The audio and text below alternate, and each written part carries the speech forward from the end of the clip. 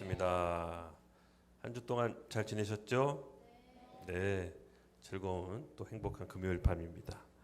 오늘 지난주에 이어서 우리 로마서 두 번째, 오늘 주제는요, 하나님의 능력, 복음입니다. 그리고 부제로는 변화의 시작 두 번째.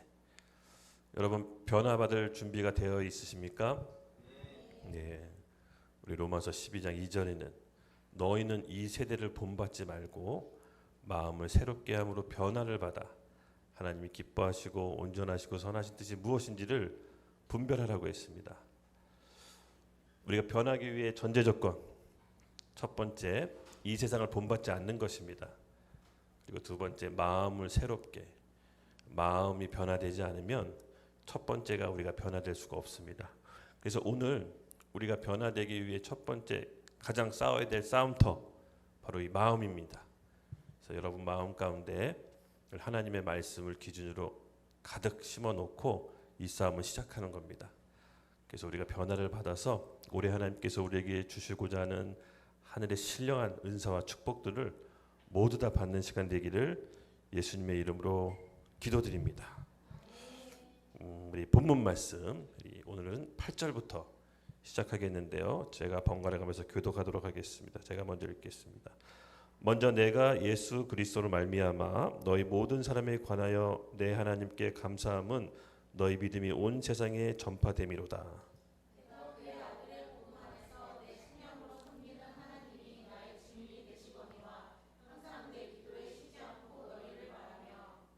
어떻게 하든지 이제 하나님의 뜻 안에서 너희에게 나아갈 좋은 길을 얻기를 구하노라.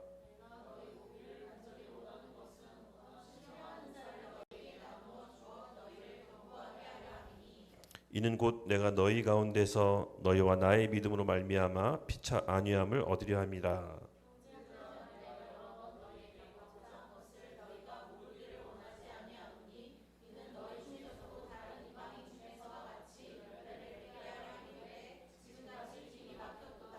헬라인이나 야만인이나 지혜 있는 자나 어리석은 자에게 다 내가 빚진 자다. 그러므로 나는 할 수 있는 대로 로마에 있는 너희에게 복음 전하기를 원하노라.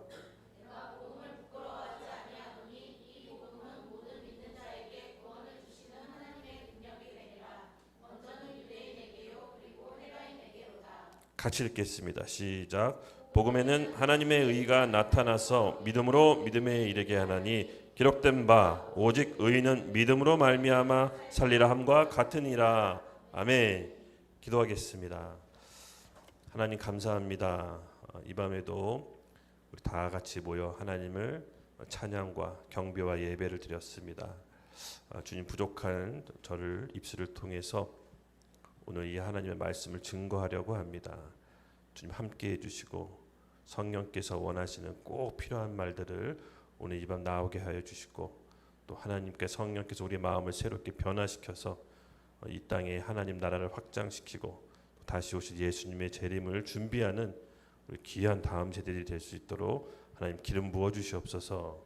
감사합니다. 예수님의 이름으로 기도드렸습니다. 아멘. 네. 이 로마서를 저술한 바울에 대해서 조금 말씀을 좀 드릴게요. 이 바울하면 여러분 어떤 이미지를 갖고 있습니까? 바울하면 떠오르는 것들이 무엇이나요? 선교, 네.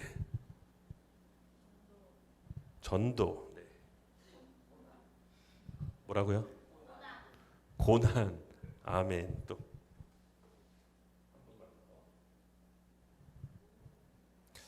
바울하면 다 맞는 말씀입니다.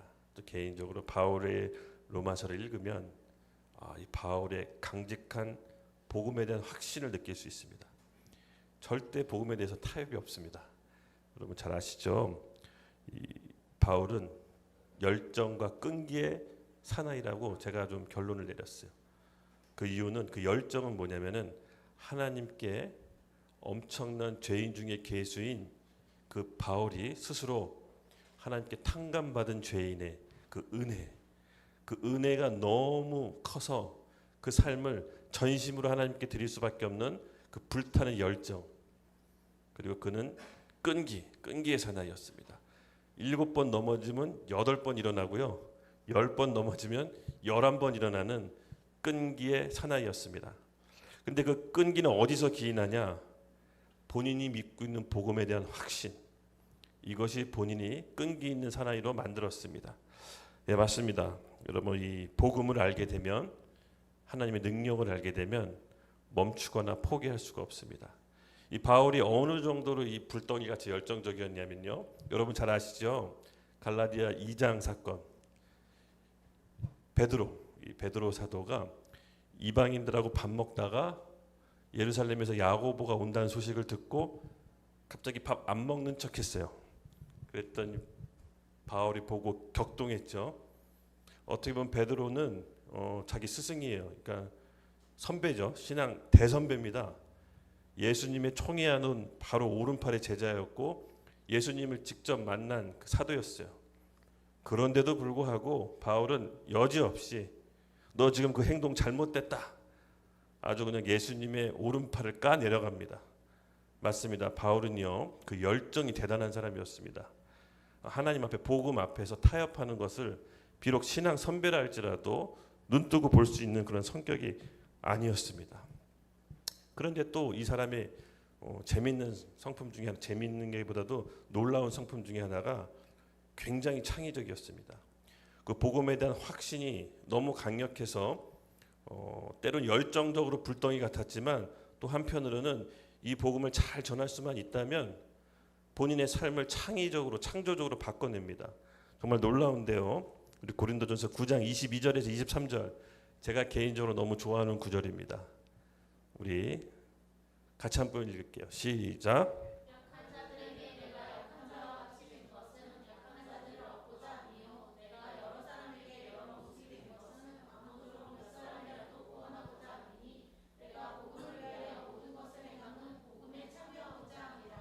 아멘. 맞습니다. 이 바울은 자기가 복음만 잘 전할 수 있다면 약한 자, 강한 자, 헬라인, 이방인, 유대인 모든 모습을 그때그때 변하고 복음을 잘 전할 수 있도록 늘 준비한 사람이었습니다. 그래서 본인이 복음을 잘 전할 수만 있다면 그때그때 카멜레온처럼 변하는 사람이었거든요. 그래서 제가 어쩌면 이 바울이라는 사람이 이 로마서를 썼을 때 그런 뭔가의 바울의 그런 애타는 심정, 그 로마 교회를 향한 애틋한 마음, 그리고 본인의 그런 변하고자 하는 그 영성, 이런 것들이 이 로마서에 너무나 잘 녹아나 있습니다. 그래서 이 바울이라고 딱 보면요, 제가 생각하는 변화의 아이콘인 것 같아요. 그래서 오늘 우리 교회가 이 시점에서 이 로마서를 읽게 되는 게 너무 중요합니다. 아마 이 시대, 이 혼란한 이 시대, 그리고 기준이 없는 이 시대에 로마서가 우리에게 전하고자 하는 메시지가 분명히 있을 거고 2000년 전 바울이 오늘 우리 YDP 교회에게 하고자 하는 메시지가 있을 겁니다. 발견하시는 밤이 되길 예수님의 이름으로 축복합니다. 제가 이제 목 상태가 굉장히 안 좋았어요. 사실은 어저께만 해도 우리 사무실에서 직원들하고 내일 설교할 수 있을까? 그래서 내일 설교 어려우면 향기 시켜야지 막 이런 생각이 있었는데 향기가 목이 더 안 좋아졌어요. 그래서 내가 좀 좋아지고 그래서 오늘 내 감기가 향기한테 옮아갔습니다. 그래서 내 감기가 누구한테 왔을까 생각했더니 저번 주가 기훈이가 감기 걸려서 좀 사무실에 비실비실 됐었는데 이렇게 갔어요. 이게 한 몸이구나. 영적인 원리 한 몸입니다. 어쨌든 저는 회복기에 들어갔고 우리 향기는 지금 고난기에 들어갔습니다. 할렐루야. 그래서 이 바울은요, 바로 그런 독특하고 창조적인 영성을 저는 우리 교회가 오늘 이 시대에 바울의 영성을 좀 받았으면 좋겠어요. 그래서 그는 유대인인데요, 스스로를 아주 여러분 잘 알다시피 바울이 회심하기 전에 어땠죠? 예수 믿는 사람 막 잡으러 다녔잖아요. 아주 눈에 도끼 들고 악에 받쳐서 그 사람은 예수 믿는 사람이 이단이었어요. 히브리인 중에 본인을 히브리 자기를 족보로 베냐민 족속 막 이러면서 유대주의자, 율법주의자 막 이러면서 아주 그냥 유대주의 중에서도 율법 중에서도 강성에 속합니다. 그런 학자였어요. 그리고 가르치는 사람이었고 또 가말리엘이라는 그때 당시 당대 문호가 있어요. 유대인 사회 가말리엘. 바리새인의 선생님, 그 사람한테 직접 배웠어요. 그러니 뭐 이 프라이드랑 이 지식이 어마어마했겠어요. 그랬는데 갑자기 한 청년이 자기가 하나님의 아들이라 그러고 죽고 부활했다는 소문이 막 돌았습니다. 자기가 봤을 때 용납될 수가 없었어요. 유대인 중에 히브리, 그렇죠? 용납할 수가 없어요. 그래서 예수 믿는 사람들을 교회를 핍박하고 잡으러 다녔습니다. 그때 그가 다메섹 도상에서 환상 중에 예수님을 보고 눈이 멀어버리죠. 그리고 급기야 그가 하나님을 받아들이는 사건이 벌어집니다. 그의 특이한 이력 중에 하나가 또 로마 시민이었습니다. 로마 시민. 그때 당시 로마는 제국이었습니다. 그렇죠? 이스라엘 땅도 로마 식민 지배를 받고 있었습니다. 그래서 로마 시민권자라는 프라이드가 있으면 굉장한 거였습니다. 로마 제국 안에서 그냥 프리패스로 다닐 수가 있었던 거였습니다. 유대인과 함께 동시에 로마 시민권자라는 특이한 이력이 있습니다. 지금도 여러분 우리 대한민국 여권 파워 장난 아니잖아요, 그렇죠? 예, 제가 놀랬어요. 우리 여권. 저는 해외 갈 일이 많지는 않지만 가끔 가면 한국 사람들 옆에서 이렇게 통과시켜 주는 거 보고 너무 깜짝 놀리고, 또 해외에서 한국 여권을 갖고 오시는 분들도 굉장히 빨리 들어올 수 있습니다. 그래서 우리나라가 국위가 굉장히 많이 선양했구나. 근데 이때 당시 로마 시민은 더했습니다. 제국의 시민권자로서 자유인을 뜻합니다. 여러분 고대 사회에서는요 자유인이 그렇게 많지 않았어요. 내 재산을 갖고 있고 내 종이 있는 자유인은 많지 않았다고요. 근데 바울은 그런 자유인이었어요. 로마 시민의 황제가 인정하는 자유인. 유대 세계의 세계관도 알고 헬라 문화의 로마의 세계관도 알고, 그가 하나님을 통해서 신약 성경의 절반을 저술하게끔 합니다. 서신서의 13권을 그를 통해서 저술하게 해요. 뭔가 이유가 있겠죠. 이 사람은 굉장히 창의적인 사람이에요. 유대 세계관에서만 갇혀 있지 않고 예수님을 회심하고 헬라니즘 문화도 잘 알고 있었어요. 그래서 그것을 접목시켜서 이 사람은 신약 성경은 헬라어로 돼 있잖아요, 그렇죠? 신약 성경을 저술하게끔 합니다. 이것이 굉장히 독특한 매력입니다. 그리고 신약 성경이 가장 핵심되는 로마서를 직접 저술하죠. 그 로마서가 제가 왜 중요하다고 했죠? 기독교 핵심 교리들이 모두 담겨 있습니다. 죄에 대해, 은혜가 무엇이고 구원이 무엇이고 믿음이 무엇인지를 다 바울이 정리를 해놨어요. 우리는 그거 그대로 지금 받아들이고 교리로 믿고 있어요. 그래서 이 로마서는 한 시대와 사회를 변혁시키는 힘을 가지고 있는 책입니다. 그래서 로마서의 영감을 받아 많은 당대 의인들이 시대를 변화시켰어요. 여러분 아시다시피 성 어거스틴, 네, 이분은 아주 그냥 쾌락에 또 그냥 이렇게 좀 자기 뭐랄까 그걸 뭐라 그러죠? 선비 같은 사람들 모르죠? 자기 멋에 취해서 늘 먹고 놀고 취해서 노는 사람들. 머리도 똑똑했고 또 교수였고 철학가였지만은 이 사람 늘 그렇게 방랑생활하면서 재산을 탕진하면서 살았습니다. 그런데 이 사람이 되게 신기하게 어느 날 공원에서 아이의 목소리를 듣습니다. 책을 펴서 봐라, 책을 펴서 봐라. 너무 화들짝 놀랐죠. 이분이 초자연적인 체험을 했습니다. 그래서 집에 가서 책을 펼치고 보면서 로마서 13장 13절 술 취함과 방탕과 이런 걸 하지 말아라고 딱 마치 자기한테 얘기하듯이 그 성경 구절을 봅니다. 그리고 강한 하나님의 빛으로 인도함 받고 회심하죠. 그가 나중에 어떤 일을 합니까? 기독교 역사상 구교, 신교, 카톨릭과 개신교가 모두가 존경하는 성인이 되었습니다. 삼위일체 하나님론을 정립하죠. 그리고서 오늘날 현대 우리 교회에게도 많은 지대한 영향을 미쳤습니다. 그는 교회의 등불이 되었습니다. 그가 회심하게 된 것인 로마서 13장이었습니다. 또 있죠. 우리 절대 개신교에서 놓칠 수 없는 사람, 마틴 루터. 네, 마틴 루터는 이렇게 길을 가고 있다가 친구랑 마른 하늘의 날벼락으로 친구를 잃었습니다. 여러분 혹시 마른 하늘에 날벼락 딱 치는 거 본 적 있으세요? 저 한 번 봤어요. 군대 있을 때. 네, 군대 있을 때 한 번 봤는데 무슨 전신주에서 전기 감전돼서 땅에 내려 꽂듯이 그렇게 내려 꽂더라고요. 근데 길을 가다가 친구가 그걸 맞아 죽은 거예요. 그리고 이 사람이 깊은 고민에 빠집니다. 인생이 뭘까? 정말 이게 전부 다일까? 왜 무엇 때문에 살아야 되는 건가? 친구를 바로 앞에서 죽음을 목도하고 깊은 고뇌에 빠집니다.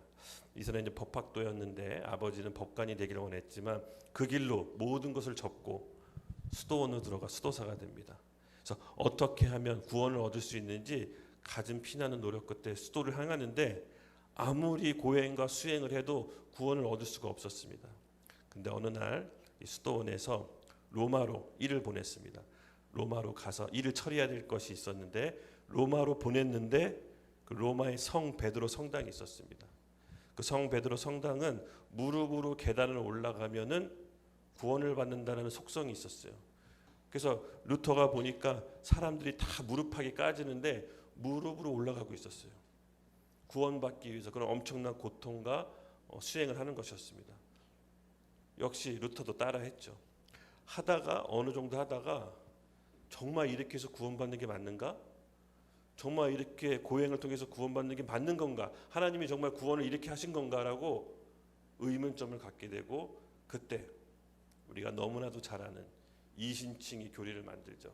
로마서 1장 17절 뒤에 표로 박아놨죠. 우리 다시 한번 로마서 1장 17절을 보여주십시오. 마틴 루터가 그때 하나님께 받은 말씀이었습니다.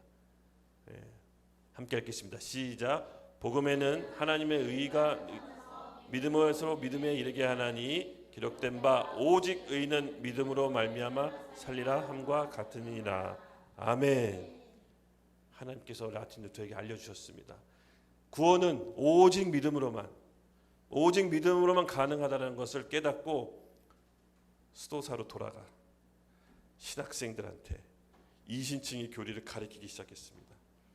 여러분, 고행과 율법과 선행으로 우리가 하나님께 갈 수 있는 것이 아니라 오직 믿음으로만 갈 수 있습니다. 로마서에 그렇게 나와 있습니다라고 얘기했을 때 문제가 됐을까요? 안 됐을까요? 그냥 발칵 뒤집어진 겁니다.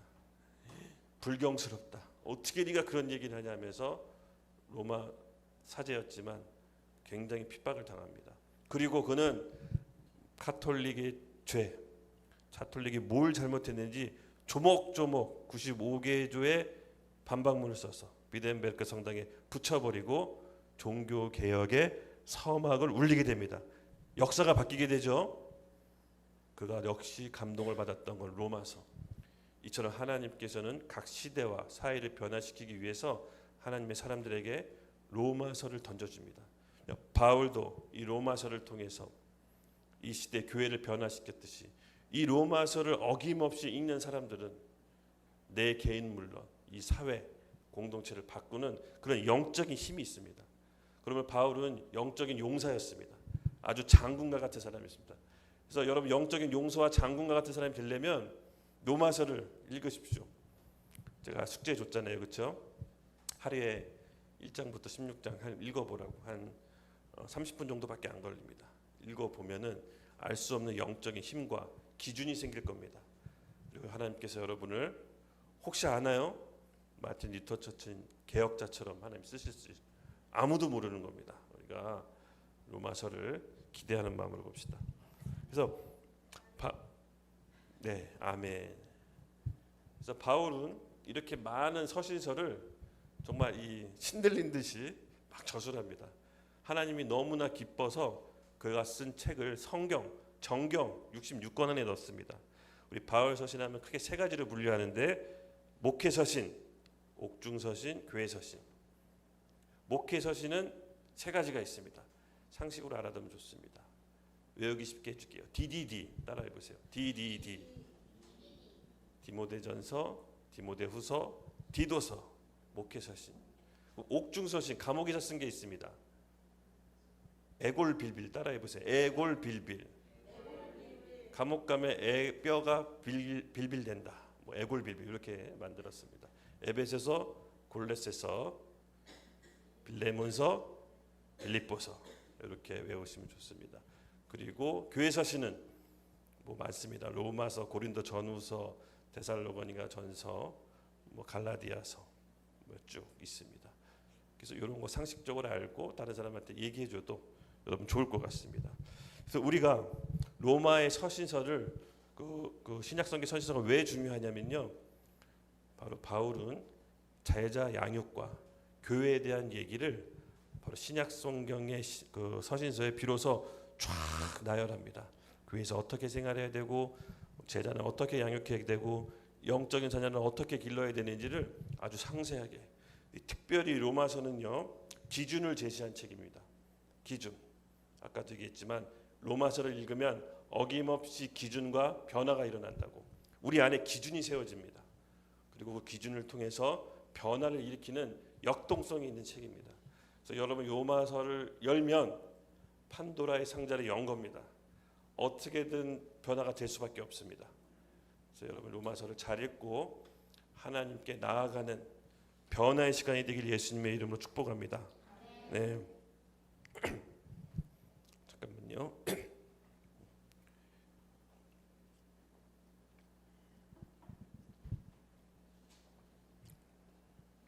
네.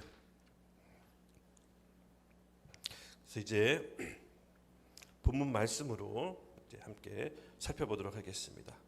먼저 8절입니다. 먼저 내가 예수 그리스도로 말미암아 너희 모든 사람에 관하여 내 하나님께 감사함은 너희 믿음이 온 세상에 전파됨이로다. 아멘. 이 로마서 교회는 특이하게요, 어떤 사도들이 가서 세운 게 아니었습니다. 그래서 누가 가서 이렇게 탁 세운 게 아니었어요. 그래서 특이하게 학자들이 로마서 교회가 어떻게 생겼을까라고 이제 연구해 봤을 때, 그 베드로가 오순절날 설교했는데 3,000명이 회심하죠. 그때 로마 시민들이 있었다라고 봐요.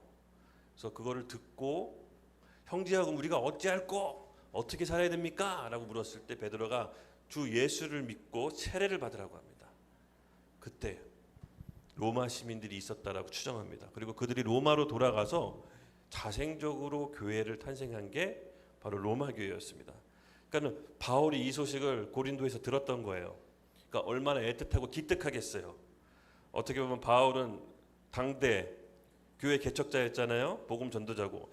내 손을 거치지 않았는데 교회가 세워져? 로마에서 이런 소리가 들린 겁니다.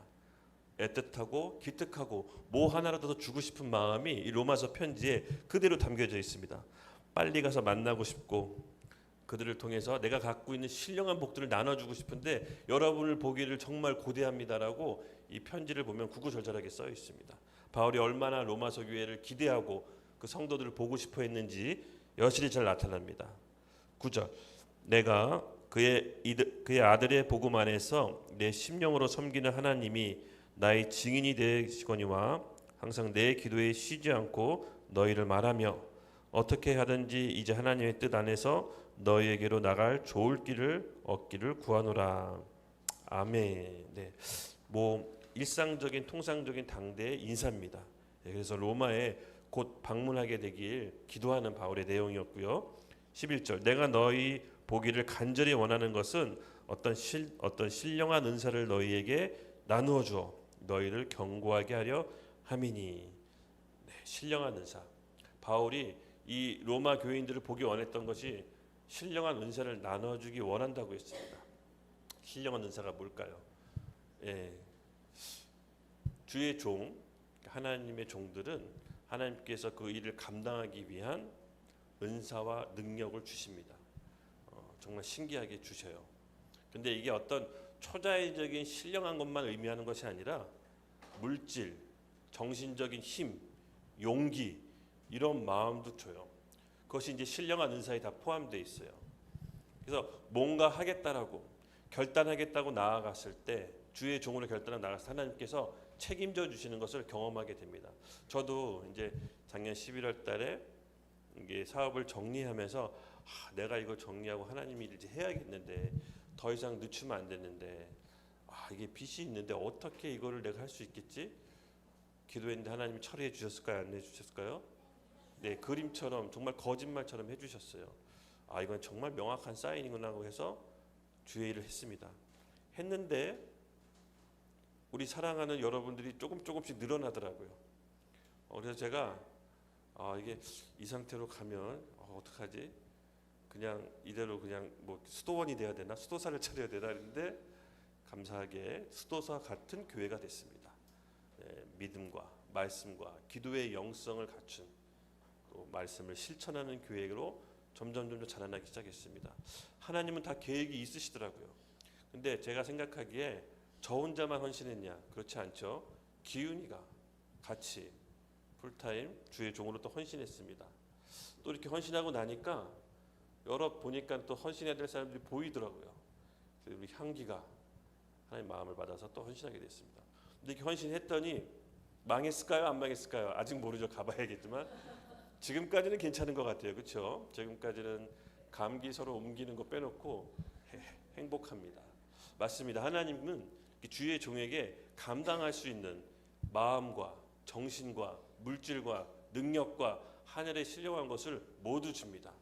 어떻게 보면 바울이 봤을 때 로마 교회가 기특하잖아요. 뭔가라도 더 알려주고 싶잖아요. 평신도들 그냥 뭐 전문 사도들이 세워준 교회가 아니라 자기들끼리 예수 믿고 세웠는데 얼마나 가서 뭔가 해주고 싶겠어요. 그래서 신령한 은사, 제가 봤을 때 가지고 있는 거 다 주고 싶었던 마음이 있는 것 같아요. 빨리 만나서 뭐라도 뭐 교회 건축이라도 헌금이라도 전달할까 계속 이렇게 로마 교회를 생각하고 있던 겁니다. 그래서 12절 이는 곧 내가 너희 가운데서 너희와 나의 믿음으로 말미암아 피차 아니함을 얻으려 함이라. 형제들아 내가 여러 번 너에게 가고자 한 것을 너희가 모르기를 원하지 아니하노니 이는 너희 중에서도 다른 이방인 중에서와 같이 열매를 맺게 함이로되 지금까지 길이 막혔도다. 피차 아니함을 얻으려 함이라. 여러분 이게 무슨 말일까요? 피차 아니함. 역시 이때 당시도 그렇지만 예수 믿는다는 것은 그렇게 좋은 길이 아니었습니다. 핍박 시대였고 여전히 이단 소리를 듣는 것이었습니다. 그래서 피차 서로 사정을 아는 거예요. 우리도 그렇잖아요. 한기가 뭐 밥 먹으면서 이런 얘기하더라고요. 전도사님 저 예수님 믿고 세상에 있던 친구 다 잃어버렸어요. 근데 너도 그러냐 나도 그런데 피차 아니. 피차 서로 사정을 아는 거죠. 근데 이게 단순히 우스갯소리로 한 게 아니라 예수님을 믿고 그 삶을 살다 보면은 반드시 잃어버리는 것도 있어요. 그러니까 모든 걸 다 얻는 것이 아니에요. 또 반드시 치러야 될 크고 작은 대가들이 있는데 진실로 믿는 사람들에게는 그런 것들이 따라옵니다. 제가 예수 믿고 가장 먼저 끊겨졌던 게 인간관계였어요. 친구들. 지금 이제 그 좋아하던 친구들, 예수 믿기 전에 친구들이 아무도 연락이 없고 연락을 두절시켰습니다.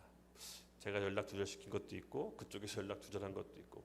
근데 그렇게 되더라고요. 근데 그렇게 해서 인간관계가 끝나서 뭐 안 좋냐? 그렇지 않아요. 우리 영적인 가족과 식구들을 제가 얻었거든요.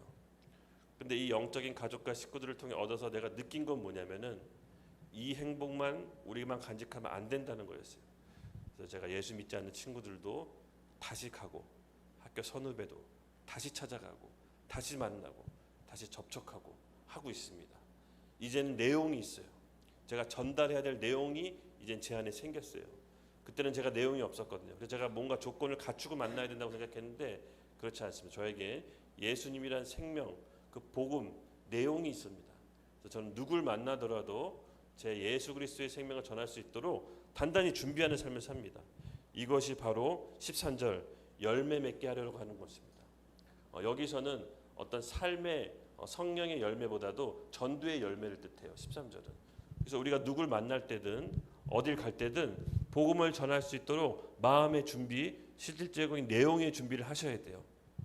계속해서 지금 경백이나 우리 기훈이가 친구들을 만나고 복음을 전할 수 있도록 계속 모임을 하고 있는데 너무 감사하고 너무 정말 응원하고 화이팅을 기도합니다. 왜냐? 그것이 바로 예수의 생명이 있는 사람은 그런 전도의 열매가 맺게 돼 있거든요. 이미 내용을 전달할 수 있는 것들을 준비하고 있다는 것입니다. 그래서 뒤에서 여러분 많이 기도해 주실 거죠? 네, 기도 많이 해 주십시오. 그 안에서 성령의 열매와 하늘의 신령한 복들이 계속해서 또 풀어질 것입니다. 그래서 우리가 이 공동체 안에서 누군가가 했던 그 모든 일들은 사실은 하나님께서 우리 모두의 일로 여겨주십니다. 저는 그렇게 못하고 있는데요. 아닙니다, 여러분. 기도하시면 됩니다. 그렇게 하고 있는 사람을 위해 기도하면서 여러분도 준비하십시오. 언젠가 하나님께서 영혼을 붙여주실 것입니다. 하나님이 우리 안에 생명이 있는 사람을 생명 없는 사람하고 이렇게 탁 붙여줘요. 직장에서, 가족에서. 그때 전달할 수 있는 내용이 준비되셔야 돼. 준비를 우리가 하고 있어야 돼요. 그래서 언제든지 복음 내용을 전달할 수 있도록 우리가 내용이 있습니다. 그래서 우리 기운이 향기의 도움을 얻으시면 됩니다. 그래서 헬라인이나 14절 하겠습니다. 신라인이나 야만인이나 지혜 있는 자나 어리석은 자에게 다 내가 빚진 자다. 15절 그러므로 나는 할 수 있는 대로 로마에 있는 너에게로 복음 전하기를 원하노라. 아멘. 왜 바울은 14절에 본인을 헬라인이나 야만인이나 지혜 있는 자나 어리석은 자에게나 다 본인이 빚진 자라고 얘기했을까요? 이 빚진 자라고 얘기한 의미가 뭘까요, 여러분? 바울은 하나님 앞에서 엄청난 빚을 탕감받은 죄인 중에 괴수라는 사실을 알고 있었습니다. 늘 알고 있었어요. 본인이 거듭나기 전에, 회개하기 전에 본인의 모습을 알고 있었고 하나님의 무한한 사랑과 그 은혜로 자기가 어떻게 구원받았는지를 알고 있었어요. 그리고 엄청난 빚을 탕감받은 사람이라는 걸 알고 있었기 때문에 항상 뭔가 빚진 마음으로 살았어요. 근데 여러분, 예수 믿는다는 우리가 그런 빚진 마음 아니겠어요? 우리의 어떤 행위, 우리의 어떤 지식, 우리의 잘남으로 우리가 구원받은 게 아니잖아요. 우리 아버지 하나님의 전적인 은혜로 우리가 구원받은 거 아닙니까? 그 하나님께서 우리를 불쌍히 여기시고 택하셔서 우리 인생 가운데 하나님의 사람들을 보내주시고 상황 가운데 몰아주셔서 우리가 하나님을 알게 되고 믿게 되고 구원받게 됐잖아요. 이것은 우리의 노력이 아니라는 거죠. 그래서 이것은 하나님의 빚진 자로서의 마음이 있어야 되는 겁니다. 이렇게 엄청난 빚을 탕감받은 이 사람이 먹튀하고 끝낼 수 있겠습니까? 누구라도 남에게 주고 싶잖아요. 내가 이 빚을 갖고 싶잖아요. 그래서 우리는 빚진 자의 마음이 있는 겁니다. 바울처럼 헬라인이나 야만인이나 지혜 있는 자나 없는 자나 어떻게든 빚을 탕감받은 자로서 이 빚을 나눠주고 빚을 나눠주면 안 되죠. 생명을 나눠주고 싶은 사람으로서 빚진 자의 마음으로 살 수밖에 없는 게 바로 이 바울의 마음인 것입니다. 여러분 오늘 이 바울의 마음을 받으십시오. 이것이 하나님께 축복받는 길입니다. 그러므로 16절 내가 복음을 부끄러워하지 아니하노니 이 복음은 모든 믿는 자에게 구원을 주신 하나님의 능력이라. 먼저는 유대인이게요 그리고 이거는 헬라인이기로다. 아멘. 복음에는 하나님의 의가 나타나서 믿음으로 믿음에 이르게 하나니 기록된 바 오직 의는 믿음으로 말미암아 살리야 함과 같으니라. 아멘. 하나님의 의라고 했습니다. 복음에는 하나님의 의가 나타난다고 했습니다. 여러분 율법, 그러니까 구약에서 의롭게 되는 건 율법을 지켜야 되죠. 그럼 신약에서 의롭게 되는 것은 예수 그리스도를 믿는 믿음으로 의롭게 됩니다. 교리적으로는 이렇게 알고 있죠. 근데 한 가지 질문해 볼게요. 실질적인 질문. 구약 시대의 율법을 지키는 게 어려울까요? 신약 시대의 새 계명을 지키는 게 어려울까요? 신약 시대의 약속이 더 어렵겠습니까? 구약 시대의 율법을 지키는 게 더 어렵겠습니까? 한번 잠깐 생각해 봐요. 10초만. 제가 이 부분 고민한 적이 있었는데요. 신약 시대가 더 어려워요. 자, 왜 어렵냐? 구약은 율법만 지키면 돼요. 마음에 원치 않아도 어떻게든 율법만 지키면 돼요. 근데 신약의 예수님은 마음도 지켜야 되고 율법도 지켜야 된다고 그랬어요. 대충 겉으로 떼어듯 수박 거달기식으로 살면 안 된다는 거예요. 구약은 그렇게라도 해서 의롭게 될 수가 있었는데 신약은 그런 시대가 아닙니다. 우리 마음 가운데 하나님을 내 목숨과 내 중심과 뜻을 다해 사랑해야 된다고 했어요. 그것뿐만 아니라 그 사랑으로 이웃까지 사랑해야 된다고 했어요. 제 개인적인 소견으로는 신약이 더 어려워요. 신약이 더 힘든 것 같아요. 근데 우리는 은연중에 마치 신약은 사랑이고 구약은 율법이어서 신약이 훨씬 더 쉬울 거야 라고 생각하는데 여러분 그렇지 않습니다. 깊게 들어가 보면 신약은 구약의 율법의 완성인 것입니다. 그래서 우리가 진실로 하나님을 사랑하고 이웃을 사랑하는 것은 여간 어려운 것이 아닙니다. 단 우리 육신과 우리 행동으로 할 수 없기 때문에 그것을 믿음으로 할 수 있도록 하나님께서 길을 열어놓으신 것이지 그 내용이 율법 구약 시대보다 더 작거나 가감된 것이 아닙니다. 그래서 우리가 이것을 잘 기억하셔야 됩니다. 그래서 신약 시대에서는 우리 하나님의 사랑을 온전히 받기 위해서는 우리 마음 또한 지키셔야 되는 것입니다. 그래서 아까 마음의 첫 번째 싸움의 전쟁터라고 했죠. 마음을 잃어버리면 세상으로부터 이길 수가 없는 겁니다. 마음을 새롭게 함으로 변화를 받으라고 했습니다. 어떻게 마음을 새롭게 함으로 변화를 받겠습니까? 하나님 말씀으로. 베드로전서 1장 22절에 너의 영혼 진리의 말씀에 깨끗하게 순종함으로 우리 영혼이 깨끗해진다고 했습니다. 맞습니다. 말씀이 우리 가운데 채우고 그 말씀에 순종해야 되는 것입니다. 그래야 우리 영혼이 깨끗해짐으로 형제를 거짓 없이 사랑할 수 있다고 했습니다. 이 과정을 우리가 빼먹어서는 안 됩니다. 그냥 하나님 앞에서 사랑받은 존재로서 사랑을 내가 받았습니다라고 끝내서는 안 됩니다. 진리의 말씀에 순종하는 단계까지 이르러야 됩니다. 이것이 베드로 사도가 우리에게 전달해 주는 것입니다. 네, 그러면 하나님의 능력 16절에 오늘 주제입니다. 하나님의 능력, 복음. 하나님의 능력. 하나님의 능력인 복음이 우리 가운데 들어오면 어떤 일이 벌어질까요? 네. 첫 번째, 우리 마음의 변화가 일어납니다. 제가 아까 서두에도 얘기했지만 복음이 들어오면 우리 삶에 기준이 생기고 마음의 변화가 일어난다고 했죠. 그래서 복음을 받아들인 사람들은 마음의 변화가 스물스물 일어나기 시작합니다. 우리 고린도후서 12장 5절에서 10절 네, 같이 함께 조금 긴데요. 읽겠습니다. 시작.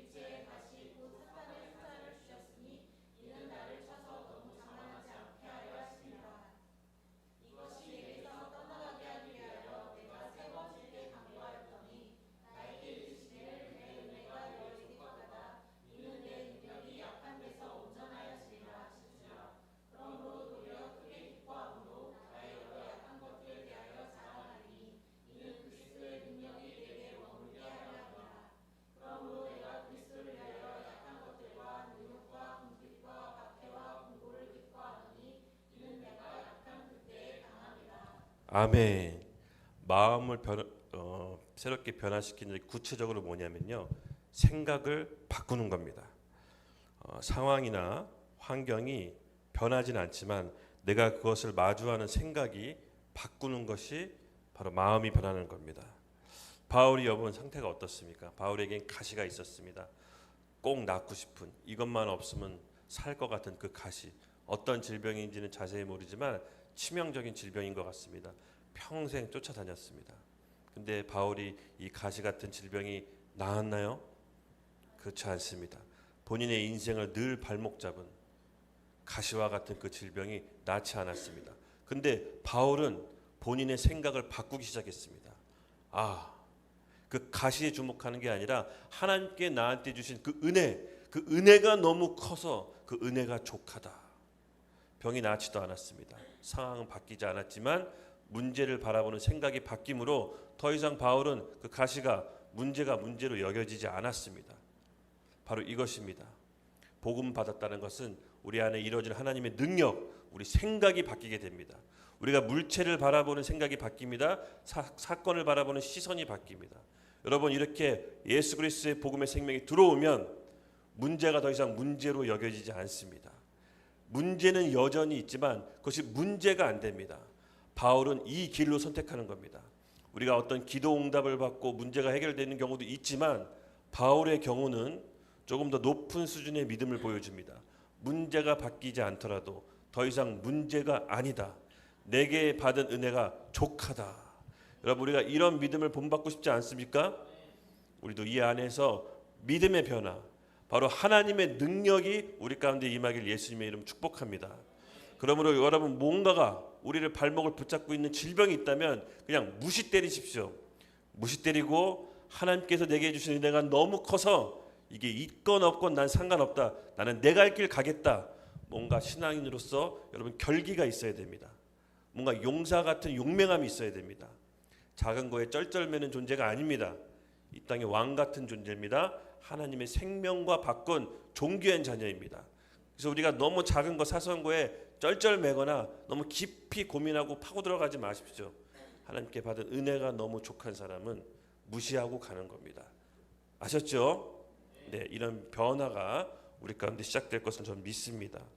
그리고 두 번째, 하나님의 능력, 두 번째 변화가 일어납니다.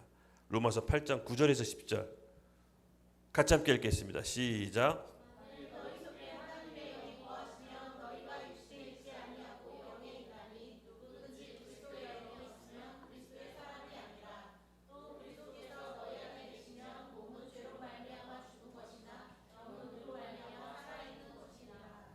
아멘.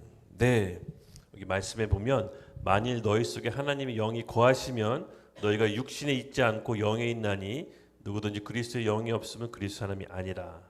또 그리스도께서 너희 안에 계시면 몸은 죄로 말미암아 죽은 것이나 영은 의로 말미암아 살리라. 무슨 말입니까? 그리스도의 생명이 들어오면 우리 마음과 생각이 바뀌고 그다음 행동이 바뀝니다. 우리 행동이 우리 혼을 따라가고 우리 영을 따라갑니다. 그리스도의 생명으로 우리 안에 가득 채우게 되면 어떻게 싸워서 이겨야 되는지 바울의 절묘한 싸움 전술이 이제부터 펼쳐집니다. 7, 8장, 9장은 바울의 어떻게 속사람을 강화시켜서 죄와 싸워야 되는지 그 싸움 비법을 우리에게 알려줍니다. 이제 나중에 한 번 더 살펴볼 텐데요. 바로 이것입니다. 우리 안에 생명이 들어오면 하나님의 능력으로 전에 보지 못했던 걸 보기 시작합니다. 전에 결단하지 않았던 걸 결단하기 시작합니다. 전에 마음 먹지 않았던 걸 마음 먹기 시작합니다. 바로 행동이 바뀌기 시작합니다. 행동은 혼을 쫓아가고 혼은 영을 쫓게 되어 있습니다. 그래서 우리 안에 하나님의 말씀으로 복음의 능력으로 차근차근 채워가는 작업을 하면 하나님께서 우리를 변화시키실 것입니다. 두 번째가 바로 행동의 변화입니다. 세 번째 변화입니다. 로마서 5장 17절에서 18절 함께 읽겠습니다. 시작. 한 사람이 범죄로 말미암아 사망이 그 한 사람을 통하여 왕노릇하였은즉 더욱 은혜와 의의 선물을 넘치게 받은 자들은 한 분 예수 그리스도를 통하여 생명 안에서 왕노릇하리로다. 그런즉 한 범죄로 많은 사람이 정죄에 이른 것 같이 한 의로운 행위로 말미암아 많은 사람이 의롭다 하심을 받을 생명에 이르렀느니라. 아멘. 예수 그리스도의 생명을 받은 자는 하나님의 능력으로 말미암아 주변 사람을 같이 살립니다. 이제는 행동의 변화를 넘어서 내 주변에 있는 사람도 같이 생명의 길로 인도합니다. 이것이 하나님의 복음의 능력인 것입니다. 여러분, 우리가 예수님 믿고 반드시 영적인 자녀를 낳고 양육하고 키우고 길러봐야 됩니다. 왜냐하면 신약 성경의 대부분이 영적인 자녀를 양육하는 내용이에요. 만약에 내가 영적인 자녀를 길러보거나 양육해보지 않으면 신약 성경의 내용이 관념적으로밖에 들릴 수밖에 없습니다. 적용이 안 돼요. 그래서 우리가 하나님께 기도합시다. 특별히 우리 교회의 영적인 리더로 세워지신 분들은 예수님의 이름으로 축복합니다. 영적인 자녀를 잘 양육해서 하나님의 축복을 받으시기 바랍니다. 우리가 하나님 안에서 리더로 세워져서 그의 사랑하는 영혼을 맡겼다는 건 뭘 의미합니까? 우리를 충성되이 보시는 겁니다. 하나님 편에서 가장 소중한 게 무엇입니까? 영혼. 그 영혼을 우리에게 맡겼다는 겁니다. 이것은 하나님 편에서는 가장 소중한 걸 맡긴 겁니다. 그러므로 신앙생활 진짜 크리스천이 된다는 것은 내가 영혼을 양육해 본 적이 있어야 되는 겁니다. 그러면 지금 현재 내 신앙에 만족하지 마시고 기도해서 하나님, 저에게도 영적 자녀와 제자들을 주세요. 제가 양육할 수 있도록 준비하겠습니다. 반드시 영적인 자녀를 양육해야 이 신약 성경의 서신서들이 내 삶에 적용이 되는 것입니다. 아셨죠? 올해 이 시도를 한번 해보세요. 저는 성경도 모르고 저는 해본 적이 없는데요. 그게 아닙니다. 제가 경험한 바로는 먼저 했을 때 하나님이 부어주시는 겁니다. 하나님 뭔가 저에게 주셔야 제가 할 거 아니에요. 노노노노. 은사는 내가 하나님 앞에 구했을 때, 시도했을 때 주시는 겁니다. 그러므로 여러분 하나님 안에서 오늘 올해 영적인 양육, 제자, 자녀를 꼭 케어해 보시기 바랍니다. 새로운 차원의 신앙생활로 접어들 것입니다. 예. 그리고 복음의 능력, 하나님의 능력 네 번째 변화가 있습니다. 같이 로마서 5장 20절에서 21절입니다. 함께 읽겠습니다. 시작. 율법이 들어온 것은 범죄를 더하게 하려 함이라. 그러나 죄가 더한 것에 은혜가 더욱 넘쳤나니 이는 죄가 사망 안에서 왕노릇한 것 같이 은혜도 또한 의로 말미암아 왕노릇하여 우리 주 예수 그리스도로 말미암아 영생에 이르게 함이라. 아멘. 하나님의 능력 네 번째, 죄에 대한 깨달음입니다. 신앙생활에서 가장 중요한 게 바로 이 부분입니다. 죄에 대한 깨달음.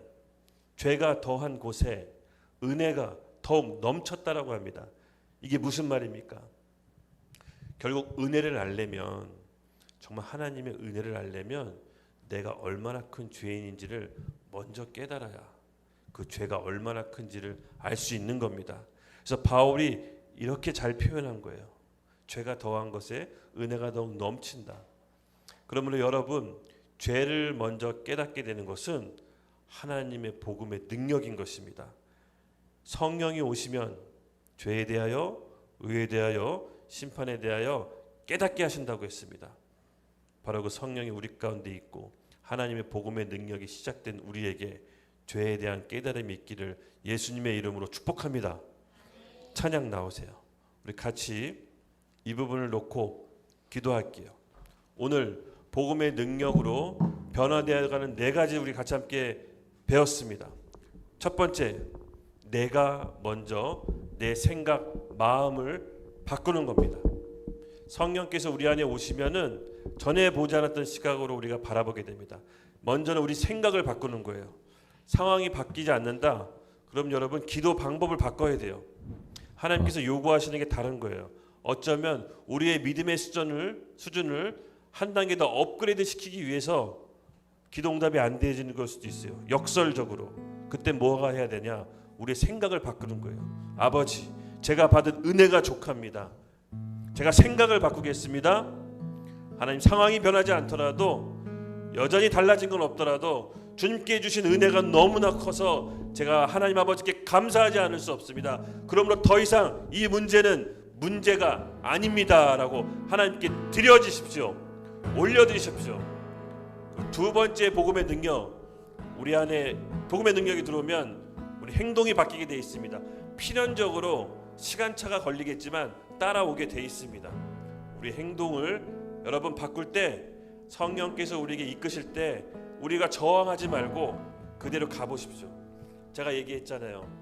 뭐라도 좀 바꿔보자고, 안 되면 염색이라도 좀 해보자고. 그런 행동의 시도가 결국 효과가 없는 게 아닙니다.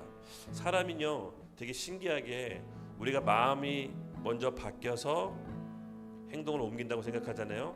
반전이더라고요. 행동을 바꾸면 마음이 따라온대요. 이게 정말 반전이더라고요. 그래서 우리가 여러분 어떤 행동을 인위적으로 바꾸는 것도 굉장히 중요합니다. 그래서 세 번째, 반드시 복음의 능력이 들어온 사람은 주변을 살리게 됩니다. 우리 올해 하나님 저에게 제자를 주십시오. 영혼을 붙여주십시오.